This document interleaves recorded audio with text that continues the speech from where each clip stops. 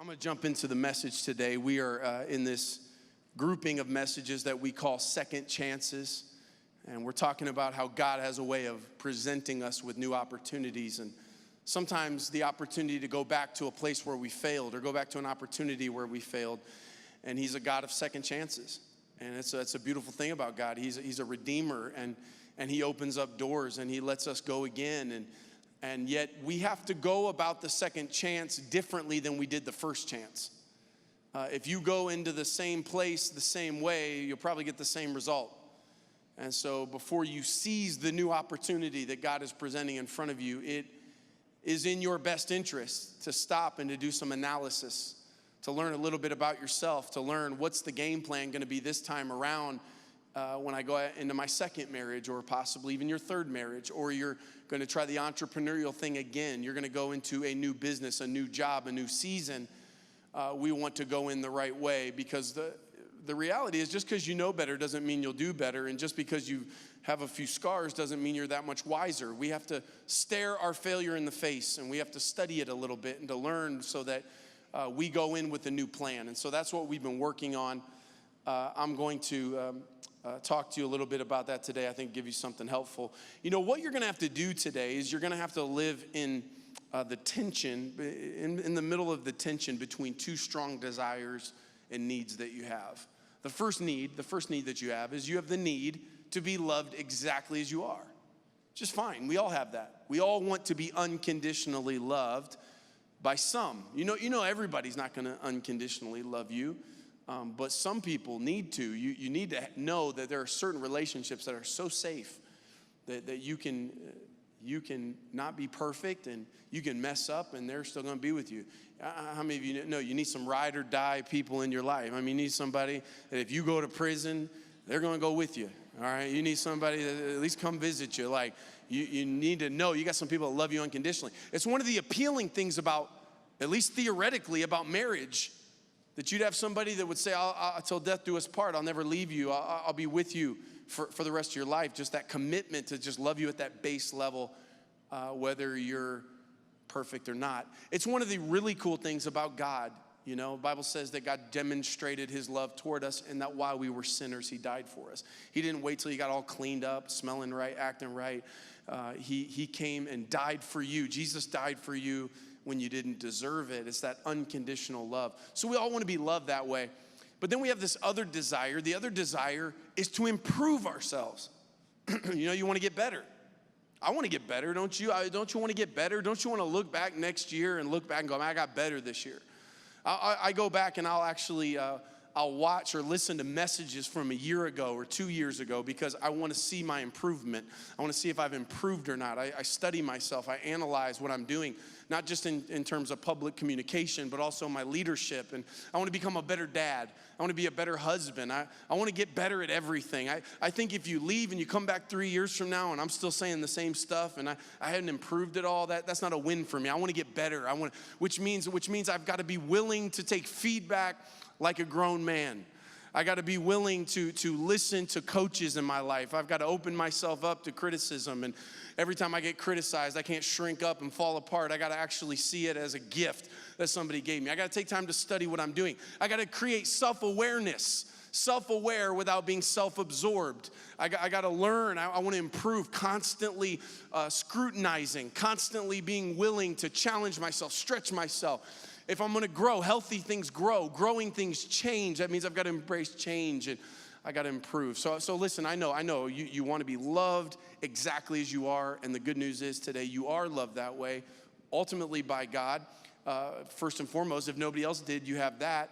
The second, though, I want to put you in the frame of mind today to be willing to tap into the part of you that wants to get better, wants to improve.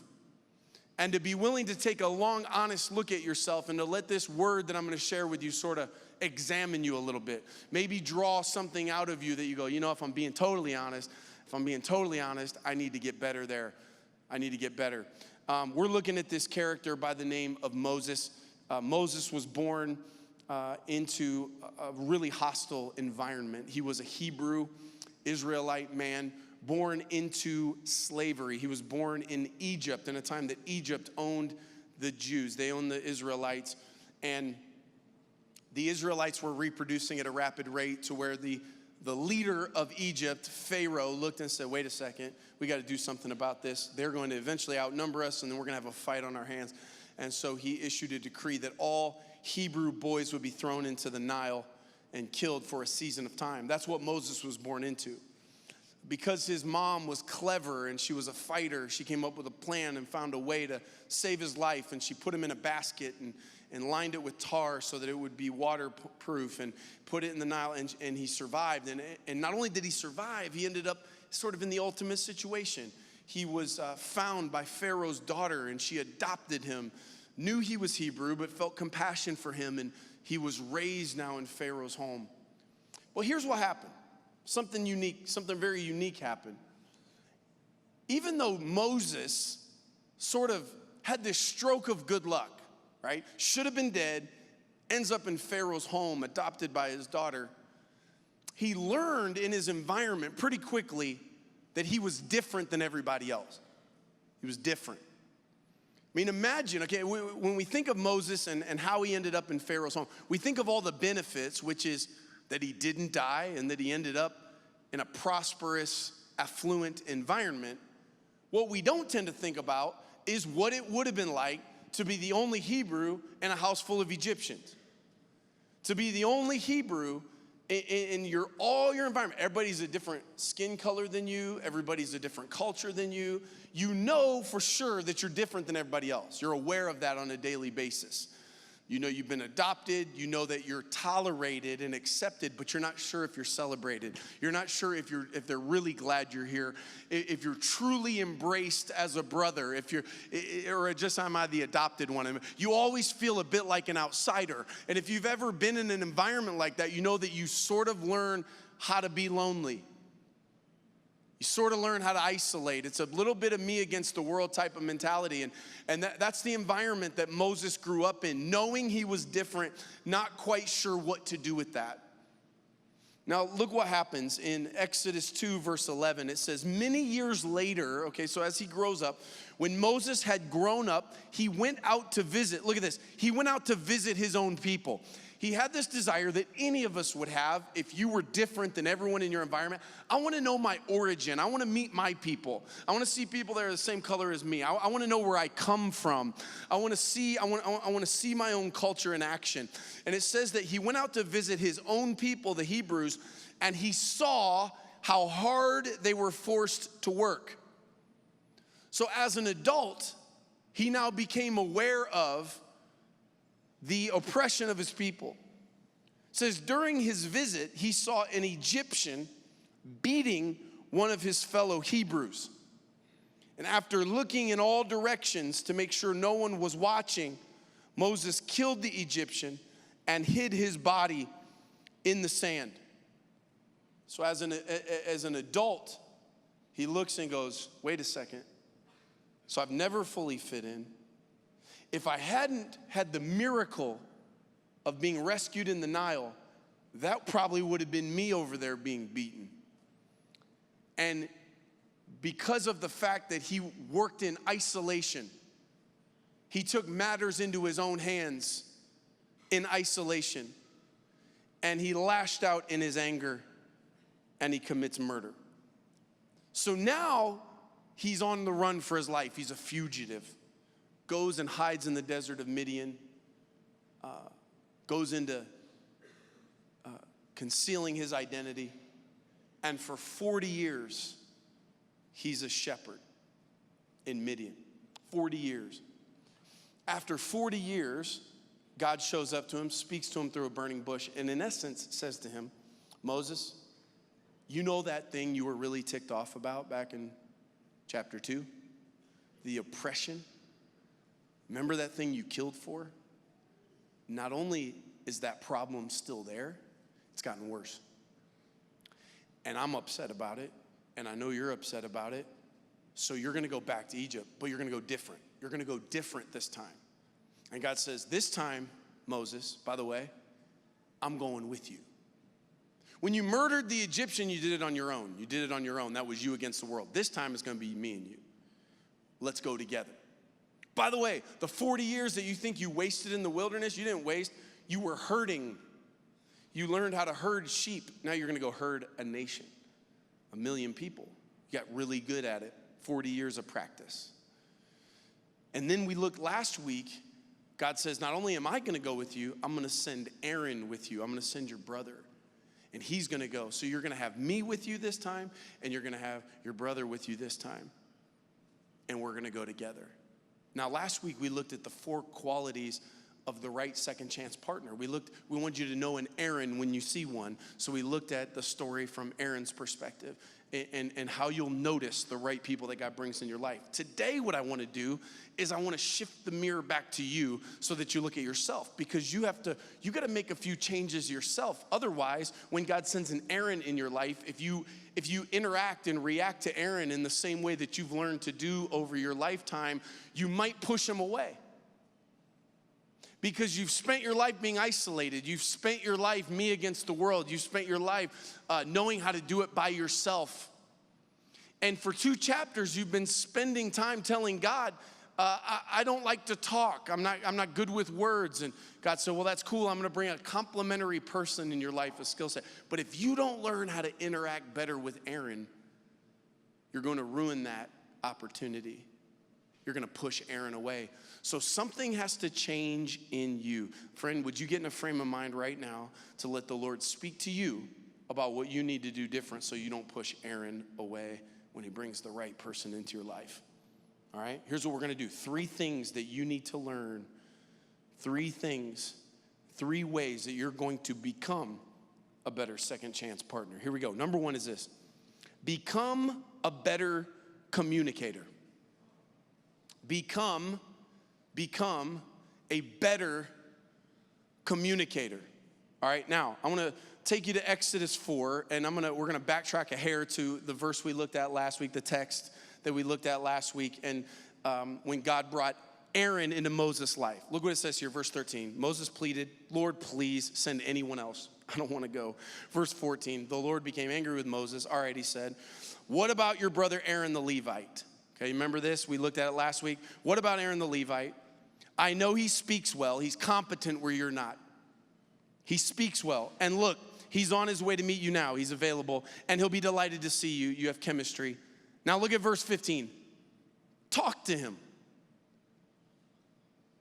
Talk to him. Moses, you just spent 2 chapters telling me how much you don't like to talk. You're not a good talker. I don't like to talk. I'm not a communicator. I'm quiet. Not good with my words. I'm not good on my feet. I'm an introvert. I'm an internal processor. I don't like to talk. And he says, well, Moses, listen, man, I'm going to go with you, and I'm going to send Aaron with you, but here's what you're going to need to do. You're going to need to talk to him. You're going to have to develop communication skills. He said, you're going to talk to him, and you're going to put words in his mouth. He's going to do the talking. But God could have put words in Aaron's mouth, but he wanted Moses to do it. Moses, you're going to have to learn how to talk. He says, I'll be with both of you as you speak, and I'll instruct you both what to do. But you got to learn how to communicate, how to be a better communicator. Now, I want you to think about this. Part of what caused Moses to fail in Egypt 40 years before was his communication skills and his really poor conflict skills. So think about this. Let's just think hypothetically for a minute. Let's rewind 40 years before when he kills the Egyptian. And let's imagine that he had communication skills and he had conflict management skills. Okay, so he goes out, spent his whole life feeling lonely in the palace. I'm an outsider. I'm the only Hebrew among Egyptians. I wonder about my people of origin. Goes out to see his people of origin. His people are being beaten in front of him. They're being forced into labor. Righteous anger wells up within him. Because of his poor communication skills, his poor conflict skills, he commits murder, tries to hide it, and ends up where he's at for 40 years. What if he had communication, conflict skills? It would have looked something like this. He sees the oppression. Anger wells up. Instead of lashing out impulsively, he steps back and prays. All right, God, what do you want me to do? What do you want me to do with this anger? What should I do? This is wrong. I want to do something about it. what would God have said to him? I promise you what God wouldn't have said. God wouldn't have said, you got to go kill that Egyptian and bury him in the sand. It's not what God would have said. God probably, based on some other stories we have in the Bible, may have said something like this. All right, Moses, you're absolutely right. That's an injustice. Now, Moses, before you lash out in anger, I want you to step back and look at the big picture. Think about it. You, Moses, are uniquely positioned to do something constructive. You should have died in the Nile, but I spared you. You now are the son of Pharaoh's daughter. That means mom and grandpa can do something about this. I have positioned you, Moses, for such a time as this. I've got you right where I want you, and you have the affection and influence with people that can fix this problem, and no one else in the world is positioned like you are. So Moses, what I want you to do, don't kill that Egyptian. I know you want to. I want you to harness that righteous anger, and I want you to go have a conversation with mom. And I want you to talk to mom and tell her what you saw. And then I want you to go sit down with grandpa, and I want you to talk to grandpa about what you saw.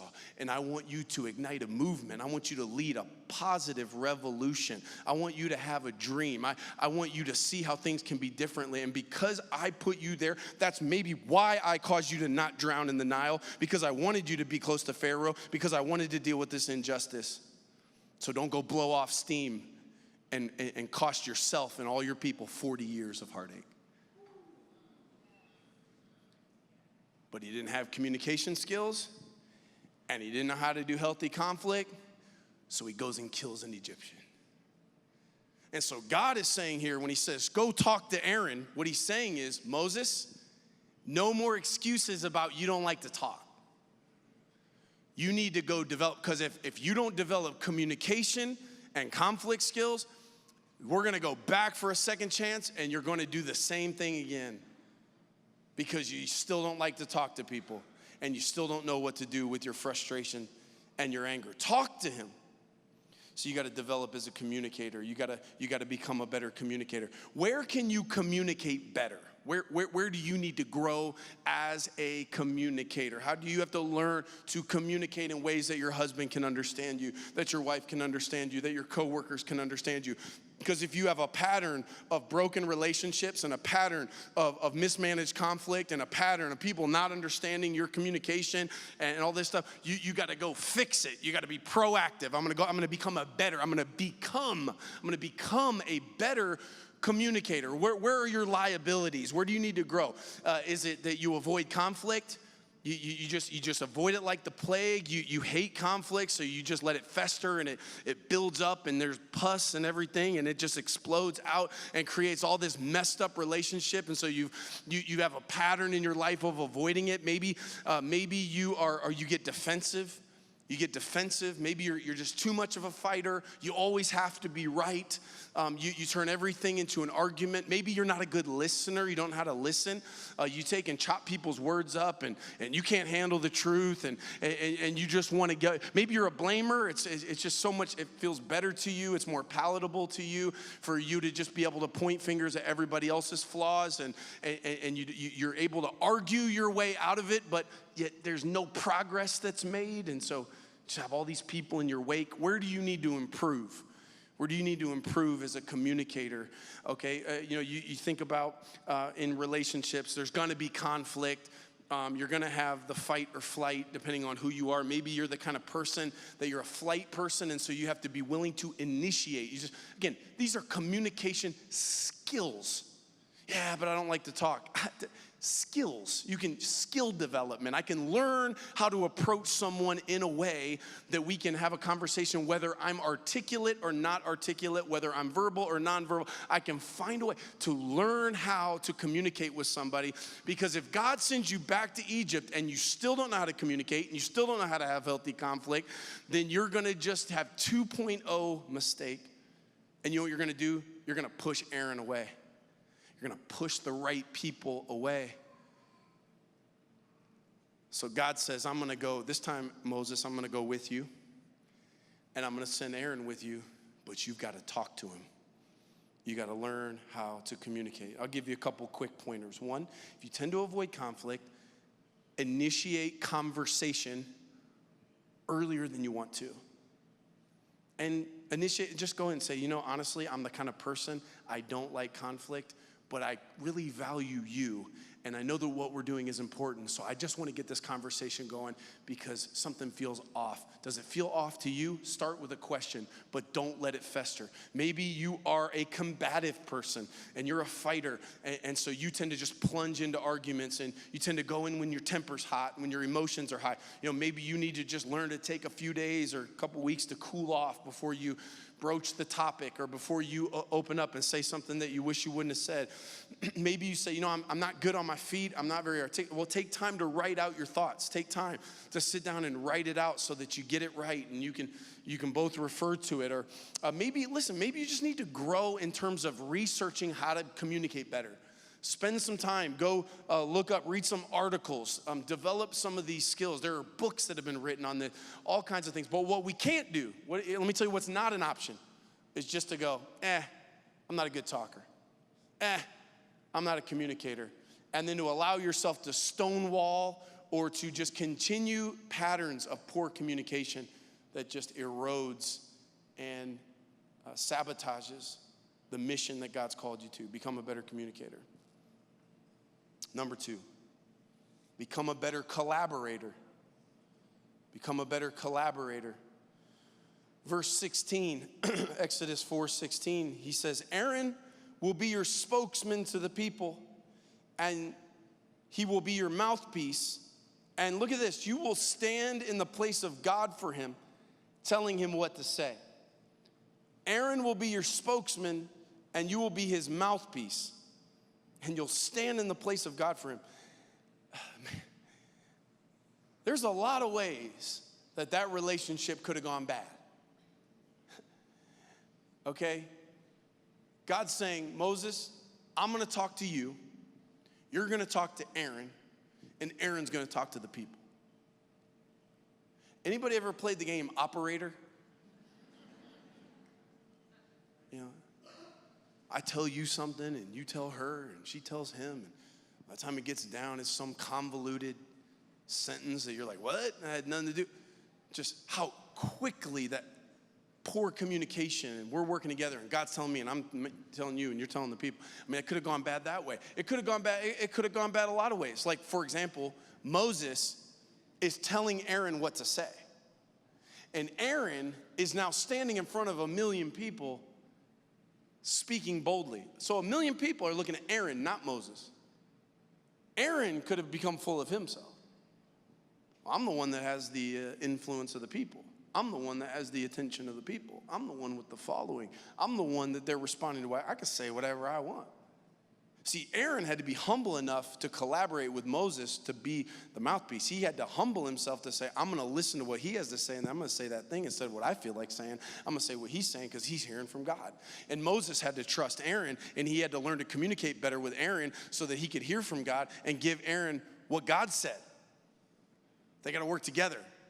If any one of them doesn't know how to collaborate or gets prideful or starts wanting the credit, starts wanting the shine, all of a sudden now it goes sideways. How well do you work with other people? How well do you work with, are you generous in your working relationships, or is it kind of about you? Do you need the credit? Do you need everybody to look at you? Collaboration. God put these two people together with this built-in conflict because they're good, they were strong and weak in compatible areas. When I say compatible, it sounds so rosy and so clean, but it's really not, because when you're strong where someone else is weak and you're weak where someone else is strong, there's all kinds of ways that can get messed up. We do tend to value our skill set and not value other skill sets quite as much. For example, Moses wasn't good at talking. Aaron was very good at talking. And if you're somebody who's maybe very good in execution and you're not good verbally, okay, it's like within the company, you got the sales team and then you've got the research and development, and we understand that they have value and they got to do something for the company. If we make a great product and they don't sell it, then the company goes out of business. But at a certain point, the developers go, well, they're just a bunch of talkers. And the talkers over here go, well, they just sit in the back room and whatever. Without us, this thing wouldn't go. And so it's the collaboration as all kinds of opportunities for it to go sideways. You see, here's how you collaborate. The key to collaboration is to be grateful for their strengths and gracious with their weaknesses. Grateful for their strengths. I mean, they are good at that. Without Aaron, we would not be able to communicate this message. Without Aaron, I'm not a good talker. I need Aaron. And Aaron has to realize Moses has strengths I don't have. And what happens over time is we acknowledge, yeah, they're good at that thing, but we start to maybe not recognize it, maybe not celebrate it, maybe not properly value it. And God says, look, Aaron and Moses, I'm going to make you depend on each other. And one of the keys here is that you're going to look at that person's strength and you're going to be grateful for it. Hey, maybe it's in your marriage and one of you's a saver and one of you's a spender. And the one who's a spender looks at the saver is like, oh, you're driving me crazy. We can't ever spend money. Well, maybe you dig a few layers deep into that to be grateful for the fact that they're saving money for your family so that you'll actually be able to retire someday, or they're creating some stability within the family. Or maybe you're the saver and the other person wants to spend and you look over and you haven't been thankful. You've just been criticizing their spending, but what they're doing is helping you learn how to enjoy life a little bit and not be such a tightwad. And how to be a little generous. Just pick up the bill every once in a while, bro. It's not all about you and your margin and your head. Let's be generous a little bit. Now what do? We're collaborating. I got to learn. I'm grateful for that. If you're a slow mover and a steady person, you got this person over here who feels a little reckless and they're fast and they're moving. Be grateful for them because they're pulling you out of your comfort zone. If you were left to yourself, Moses, you'd stay in Midian. You'd put down roots and you'd never stretch yourself to your capacity. You'd never achieve the growth that God's called you to do. So thank them for pulling you out of your comfort zone. And if you're the person who's fast mover and this person's slow over here and they're a contrarian and they keep asking too many questions and they want too many details, be thankful for them because without them, you'd plunge right off a cliff. You'd go too fast. You'd break your neck. They're going to slow you down a little bit. Collaboration. You got to learn to be a better collaborator, to be grateful for the strengths around you, and to be gracious with them in their weaknesses. See, there are some things you do so naturally, it's easy for you, that's very difficult for them, and vice versa. So we got to be grateful, and we've got to be gracious.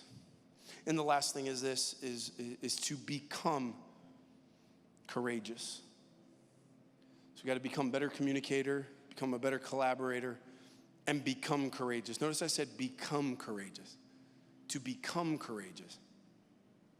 We tend to think of courage as just moxie, just people that just, are courageous. They just were born courageous, and they're gutsy and bold. And you got to understand, courage is something that can be developed. You can become courageous. How do you become courageous? Listen, courage happens naturally when your priorities are in order and you know that God is with you. That's how you do it. Priorities in order and you know that God is with you. Let me show you this in the life of Moses.